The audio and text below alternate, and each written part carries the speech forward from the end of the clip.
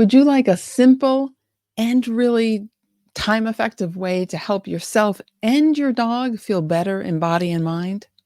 Well, my name is Mary DeBono, and this is the Easier Movement, Happier Dogs podcast. I'm so glad you're here.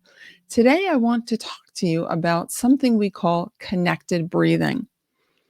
And it seems like such a simple thing, and you can decide how long to do it. So it could be just a few minutes, it could be longer. But it's amazing how much better you and your pet can feel after you do it. So I want to start by telling you a story about a cat I did this with. So some time ago, this woman called me to work with her cat. I was still doing out calls at that time.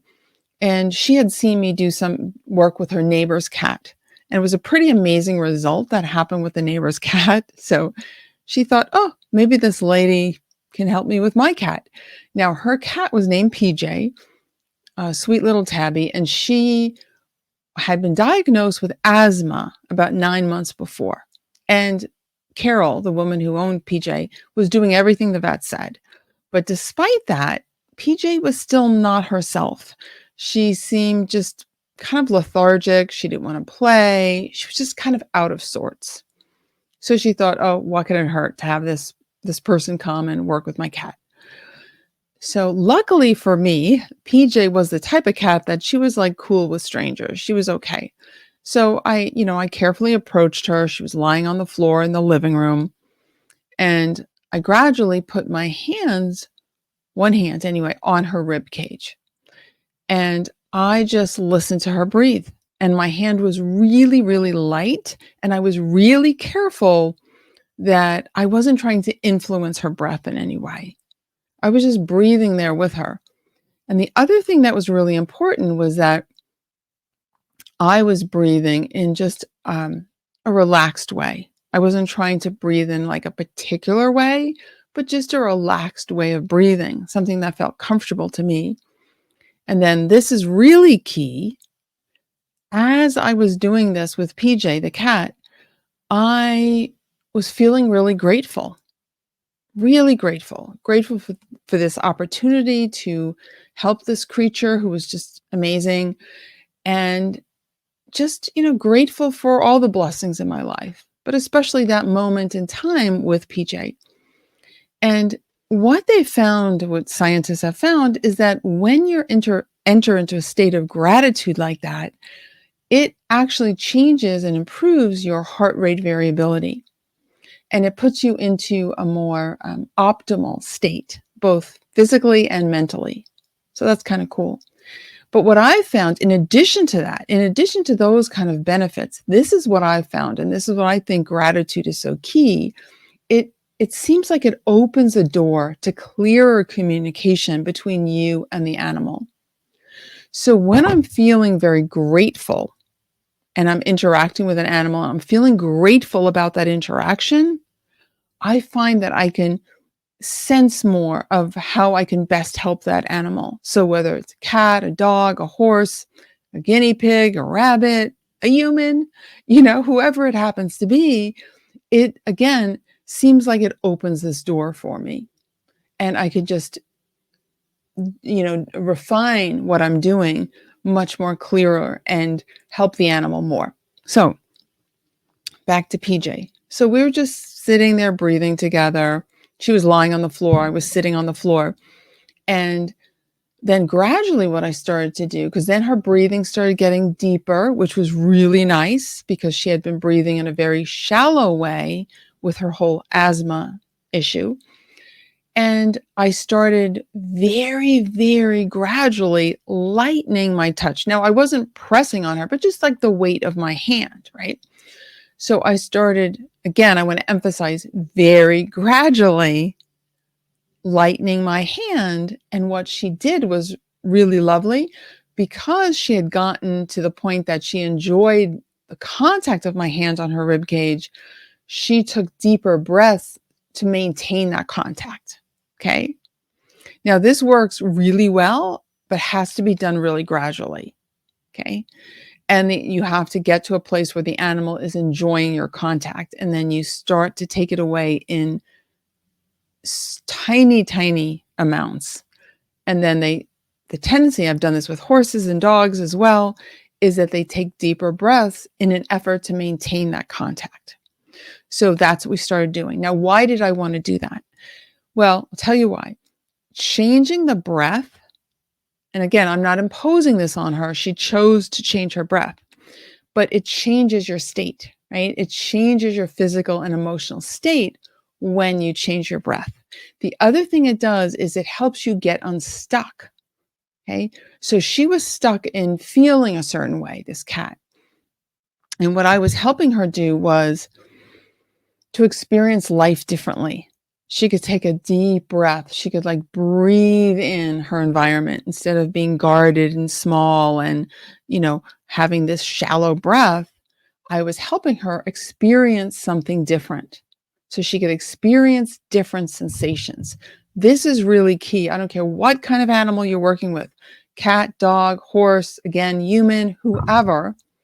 You want to be able to have them experience life differently, to feel differently. Okay. So that's what I was giving her. So her nervous system could start to recognize, like, this is different.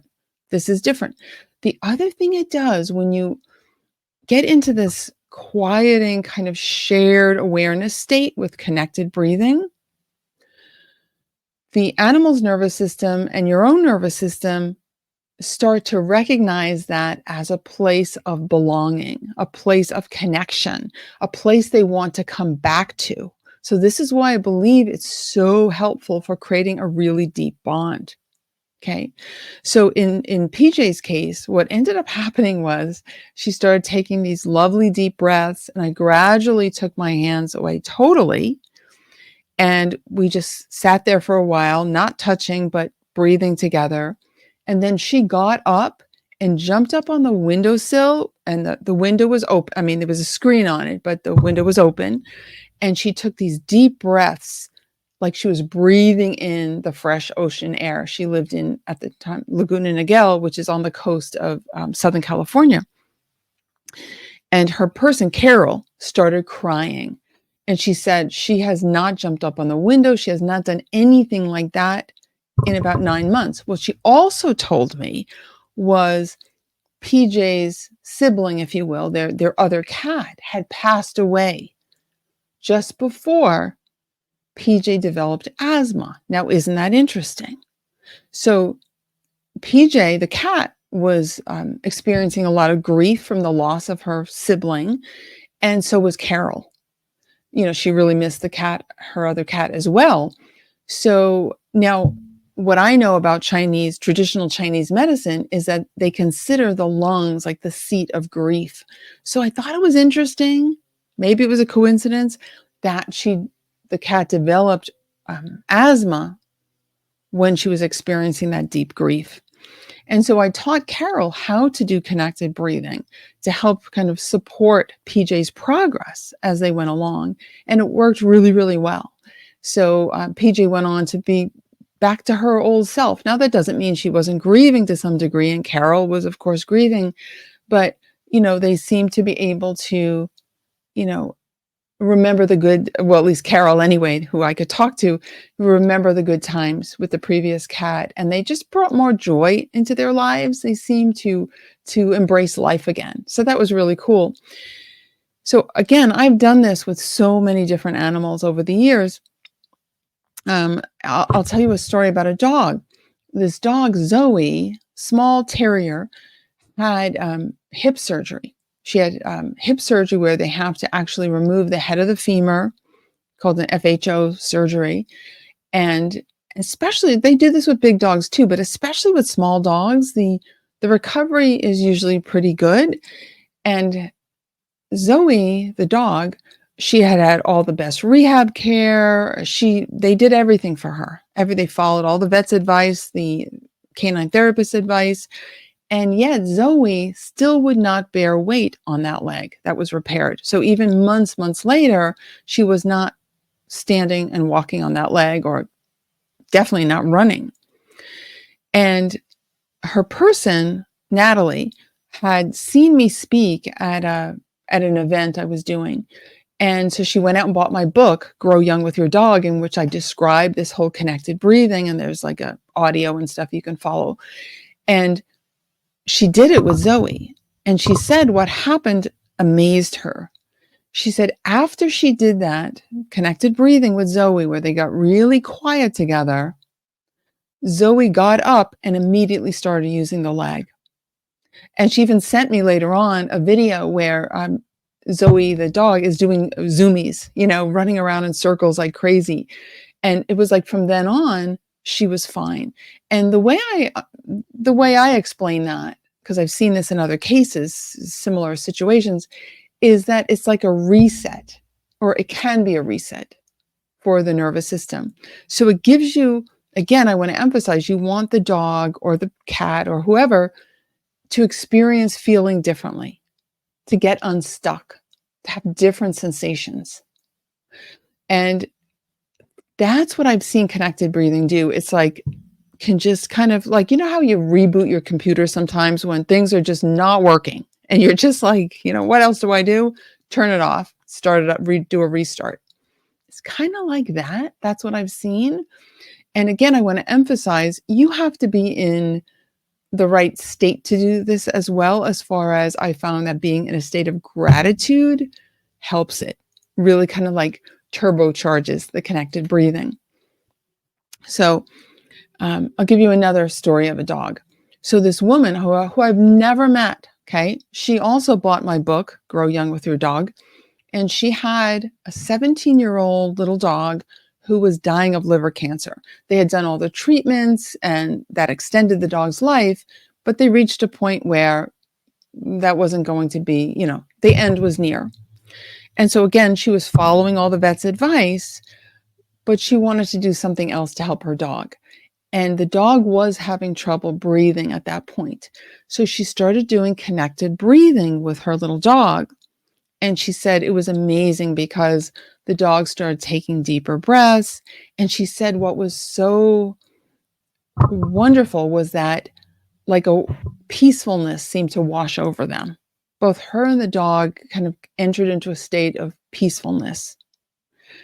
And she had, like I described before, seemed to have like clearer communication with the dog. She knew how to help the dog in a better way.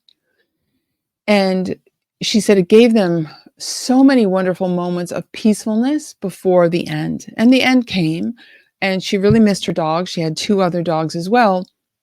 And so she said it became a practice that they did, that every morning her and the other dogs would sit there and breathe together. I think she was even doing it with like one hand on each dog, which I'm not suggesting, but it worked for her pretty well. But and that can work. I've done similar things. But what she said was also really cool was that when they would do the connected breathing, her and the 2 dogs, she would invite in the dog who passed away. And she said, I felt like she was right there with us, because she said we had these wonderful moments at the end of our life that were so peaceful and so loving that it just kind of brought her back to me. And I thought that was really nice. So she continued to invite her into the connected breathing. And this is the thing, connected breathing can help your dog, can help your cat, your horse, your, whoever, but it helps you as well, because the benefits seem to be similar to entering into a meditative state. And we know how powerful meditation can be.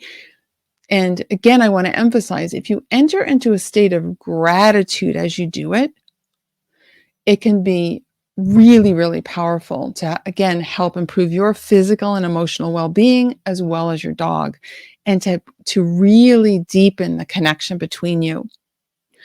And what I want to say too, I mentioned at the beginning of this episode how it's like a time-saving way. Like, it doesn't have to take a lot of time. So you might find that you only have a few minutes, I don't know, 5 minutes. And maybe in the morning, the afternoon, or the evening, you do some connected breathing with your dog. It's like that special time with you and your dog. And this can work extremely well with, just say you have a multi-dog household or a multi-pet household, and you feel like maybe the older dogs, the well-behaved dogs, aren't getting their share of attention. Well, this is a really nice thing to do with them because it doesn't have to take a lot of time. Now you could go longer. You could go longer and you'll get, other benefits, but just say you only have the 5 or 10 minutes. That's okay. And here it's something because we know so many of the benefits of meditation for you. So you can get similar benefits, I think, from doing the connected breathing. I'm not saying it's exactly like meditation, especially if you're thinking about gratitude. And there's a whole process I talk about, in the audio that I share about this, where you're kind of like exchanging the breath, like you're breathing in your dog's love and you're exhaling. Yeah, you're breathing in your dog's love and exhaling your love to the dog. So it's like this wonderful exchange of breath. Okay, like an energetic exchange, but energetic in the sense of loving energy. So again, it creates that synergistic effect where the relaxed breath helps you, right? And also really helps ground you in the present moment. We all talk about like how nice it would be to be more mindful, more aware, or more, you know, noticing our current state instead of like worrying about the future or regretting the past. So this is a great way to do it. So what I love, and you probably notice this if you listen to the other podcast episodes, is I love things that help you and your dog at the same time. And I've designed my programs for that. And that's what this does. That's what connected breathing does. Helps you and your dog at the same time. So the other thing I want to say is that it's so common. This is a common challenge that a lot of dog people have, is that their dog is anxious, their dog is fearful, or their dog is maybe not fearful, but doing something that some people call reactive. Like in other words, they get upset. They get upset when they see other dogs or cars or skateboards or whatever.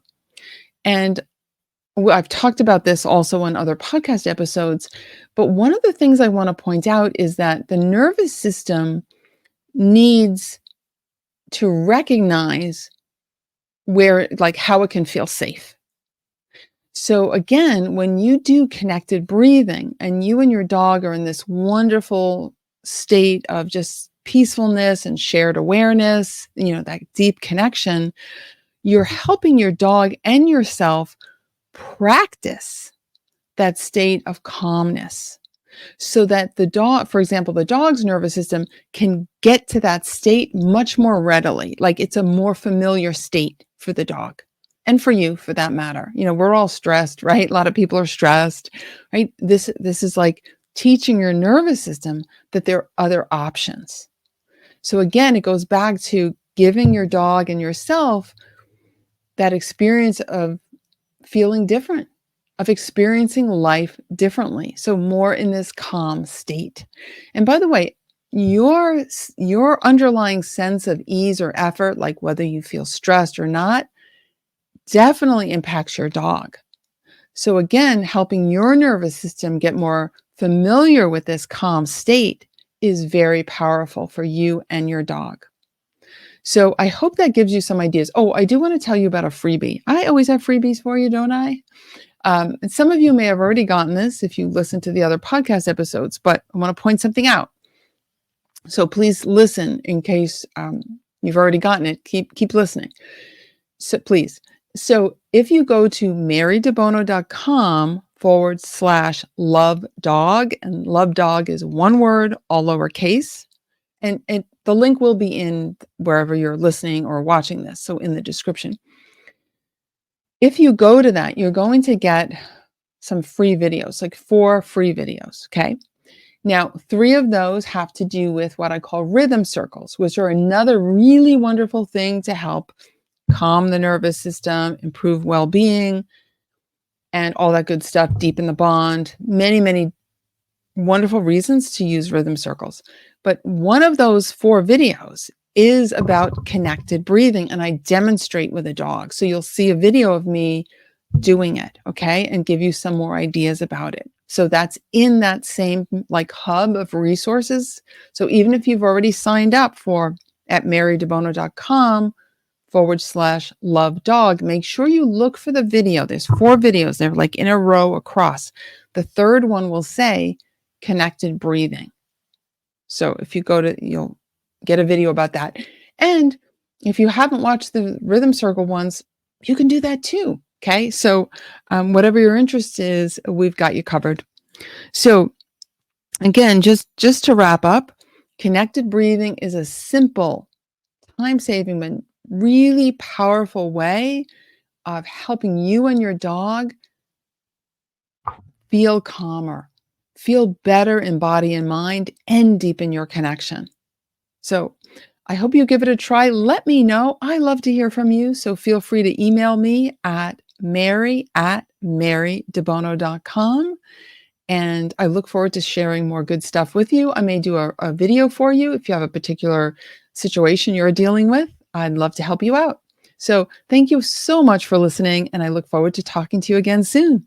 Bye for now.